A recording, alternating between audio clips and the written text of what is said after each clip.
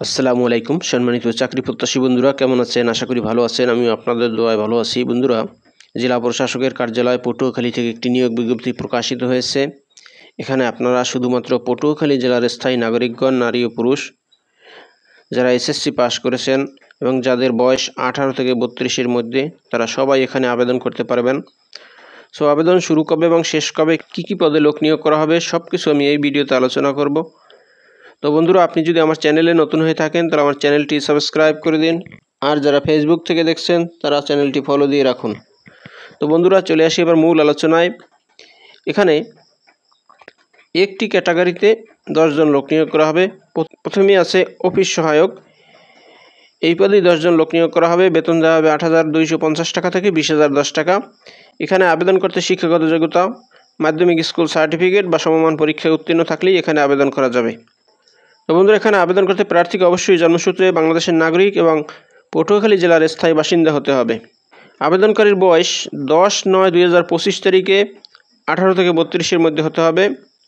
এখানে আবেদন করতে হবে অনলাইনের মাধ্যমে। আবেদনের ঠিকানা dc.patuakhali.teletalk.com.bd এই ওয়েবসাইটের মাধ্যমে আবেদন করতে হবে। আবেদন শুরু হবে 11/8/2025 তারিখ সকাল 9টা হইতে এবং আবেদন চলবে 10/9/2025 তারিখ বিকাল 5টা পর্যন্ত। আবেদনপত্রে ছবি এবং সিগনেচার আপলোড দিতে হবে। ছবির সাইজ হবে 300x300 আর সিগনেচারের সাইজ হবে 300x80। এখানে আবেদন ফি টেলিটক চার্জ সহ 56 টাকা। আবেদন ফর্ম পূরণ করার পরে টেলিটক সিমের মাধ্যমে এই টাকা প্রদান করতে হইবে। তো বন্ধুরা, আপনারা কিভাবে আবেদন ফর্ম পূরণ করবেন সে সম্বন্ধে ডিসক্রিপশন বক্সে একটি ভিডিওর লিঙ্ক দিয়ে রাখব। এছাড়াও ভিডিওর ফার্স্ট কমেন্টে লিঙ্ক দিয়ে রাখবো, আপনারা সেটি দেখে সুন্দরভাবে আবেদন করতে পারবেন। তো বন্ধুরা, এই হলো জেলা প্রশাসকের কার্যালয় পটুয়াখালী থেকে প্রকাশিত নিয়োগ বিজ্ঞপ্তির বিস্তারিত। বন্ধুরা, ভিডিওটি যদি ভালো লাগে তাহলে আমার চ্যানেলটি সাবস্ক্রাইব করে দিন এবং ভিডিওটি শেয়ার দিয়ে অন্যদের দেখার সুযোগ করে দিন।